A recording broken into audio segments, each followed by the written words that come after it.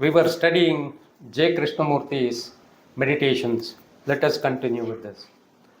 This is something most marvelous if you come upon it. I can go into it, but description is not the described. It's for you to learn all this by looking at yourself. No book, no teacher can teach you about this. Don't depend on anyone. Don't join spiritual organizations. One has to learn all this out of oneself. And there the mind will discover things that are incredible. But for that, there must be no fragmentation and therefore immense stability, swiftness, mobility.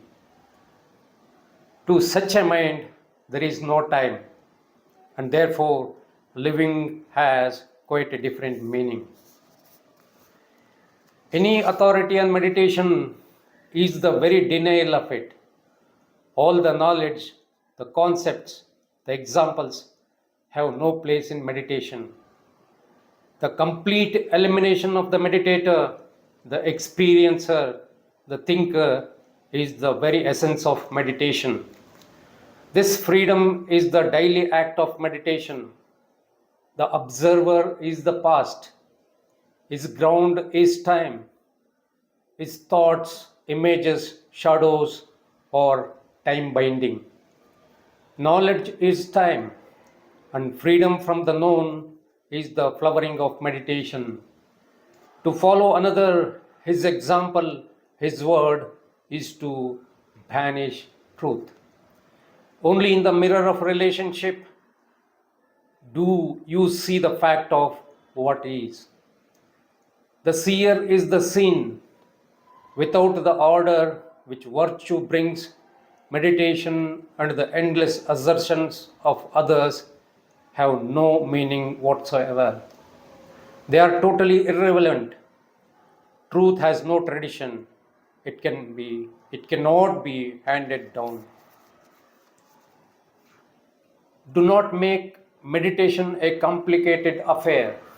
It is really very simple. And because it is simple, it is very subtle. Its subtlety will escape the mind if the mind approaches it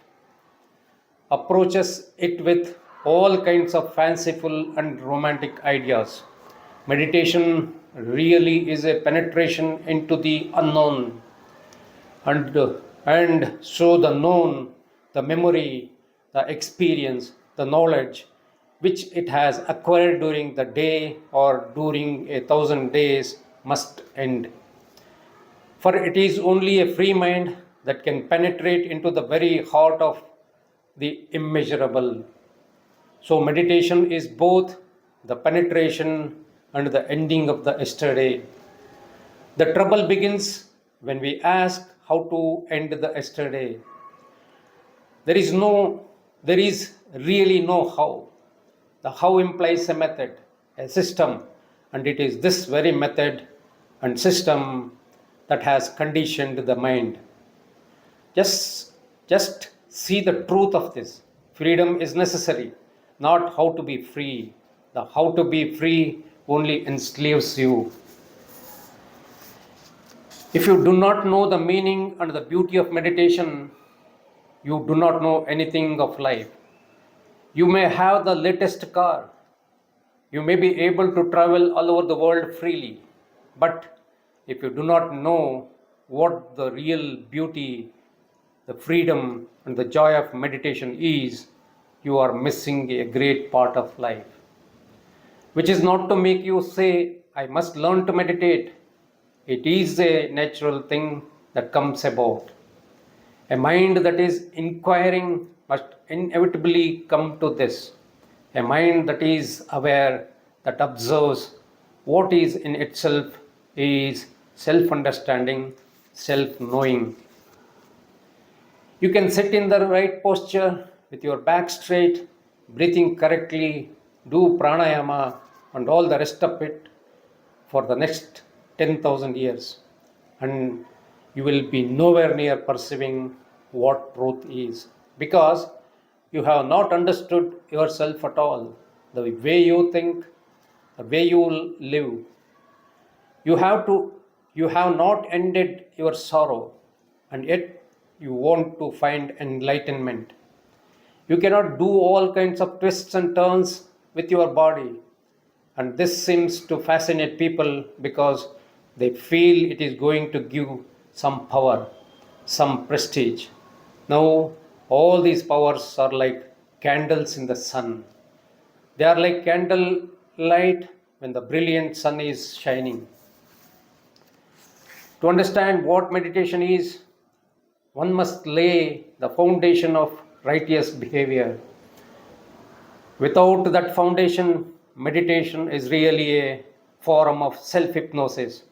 Without being free from anger, jealousy, envy, greed, acquisitiveness, hate, competition, the desire for success, all the moral, respectable forms of what is considered righteous, without laying the right foundation, without actually living a daily life free of the distortion of personal fear, anxiety, greed, and so on, meditation has very little meaning. Meditation implies a quality of mind that can completely attend, therefore, a mind that can be completely still. The mind is always chattering, always talking, either to itself, within itself, or to somebody, always in movement. How can a mind which is everlastingly chattering perceive anything? Only a mind that is completely attentive has the total energy to observe, because you need tremendous energy to observe. The religious monks and others say that you cannot waste energy, therefore, no sex, if you want to be a saint.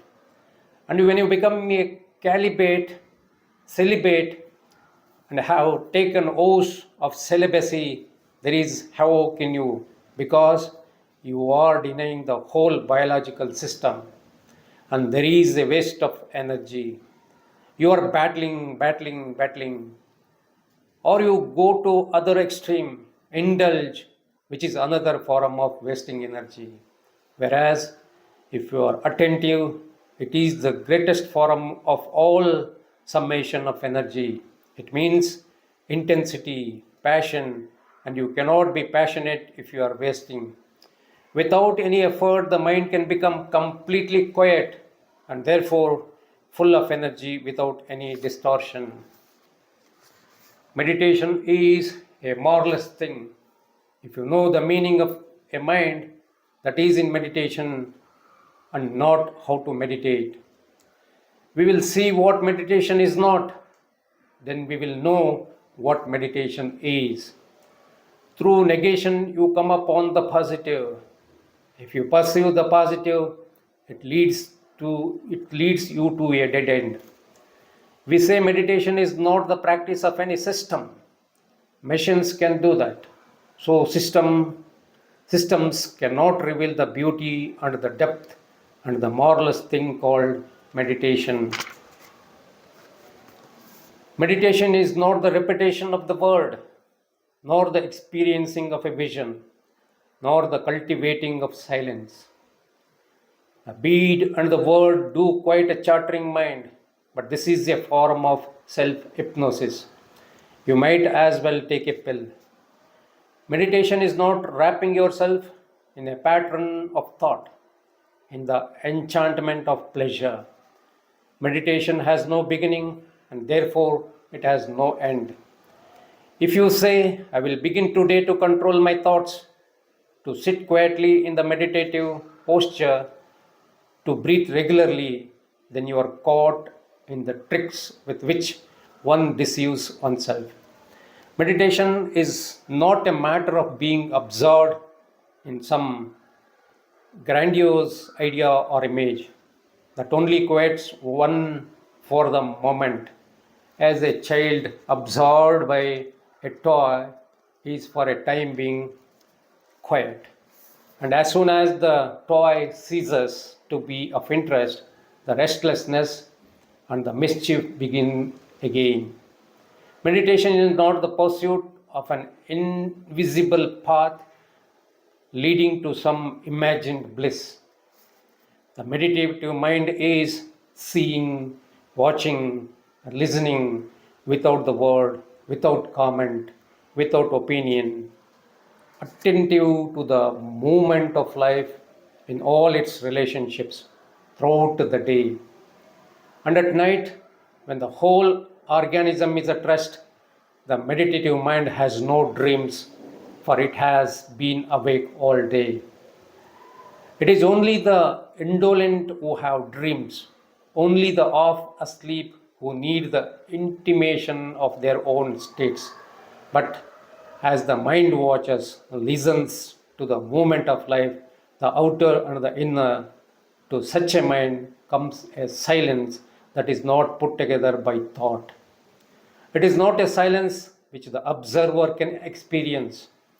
If he does experience it and recognize it, it is no longer silence. The silence of the meditative mind is not within the borders of recognition, for this silence has no frontier. There is only silence in which the space of division ceases.